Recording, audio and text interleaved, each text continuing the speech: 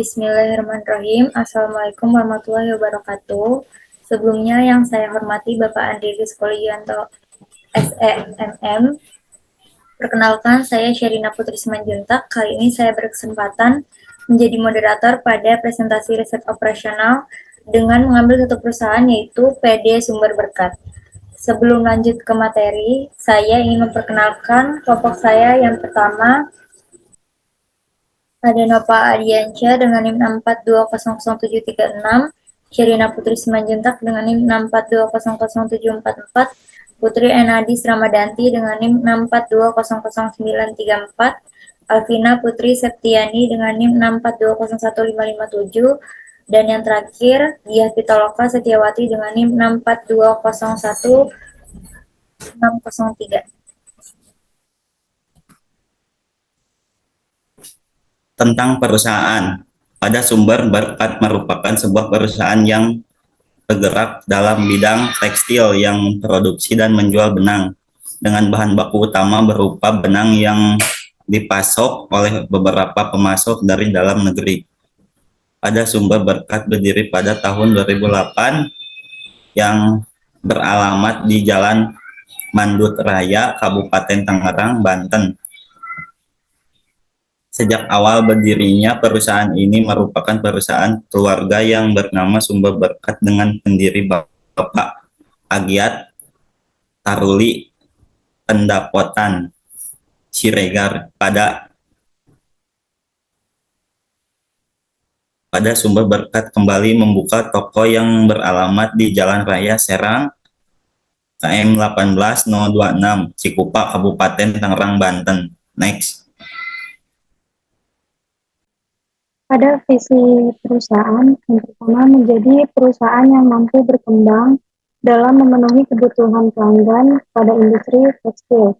Yang kedua, menjaga kualitas dan keberadaan perusahaan dari masa ke masa sebagai aset keluarga. Misi perusahaan yang pertama menyajikan produk benang terbaik, yang kedua memberikan pelayanan yang terbaik dengan tepat waktu, yang terakhir mempertahankan harga yang kompetitif. Next.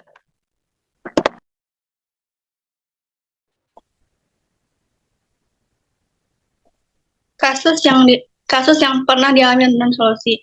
Pada tahun 2013, perusahaan ini mengalami kejanggalan pada jumlah stok barang pada gudang. Biasanya dalam sehari gudang produksi mampu memproduksi barang hingga 60 lusin benang. Tetapi pada satu hari barang menurun menjadi 50 lusin benang.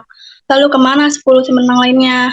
Karena kejanggalan tersebut, pemilik perusahaan mencari tahu mengapa jumlah produksi barang menurun.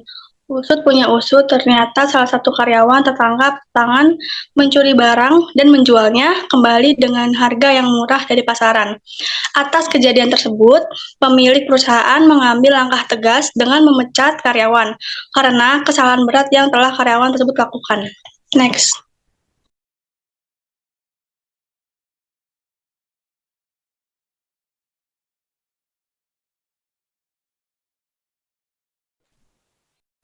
Next.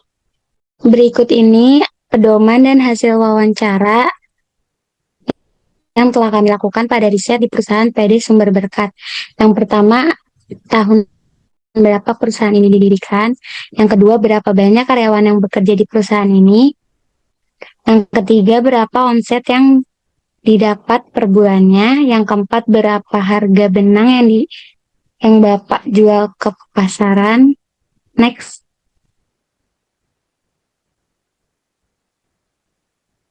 Yang kelima, bagaimana target pemasaran pada perusahaan Bapak?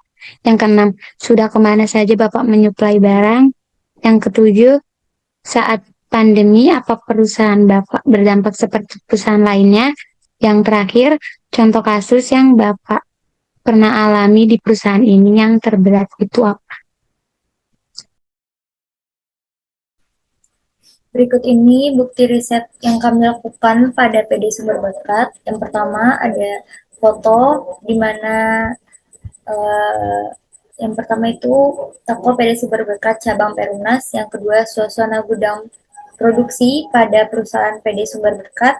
Yang ketiga ada mesin yang digunakan untuk membuat benang seperti benang jahit, pones, semuanya dilakukan menggunakan mesin tersebut. Berikut ini ada gambar benang mentah dan benang yang telah jadi, yang telah kami foto dan kami lihat pada prosesi riset di gudang produksi PD Sumber Berkat.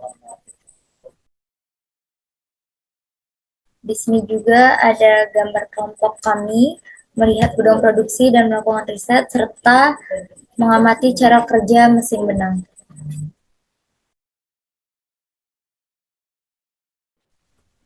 Terima kasih atas perhatiannya pada presentasi kelompok kami pada hari ini. Kurang lebihnya mohon maaf. Wassalamualaikum warahmatullahi wabarakatuh.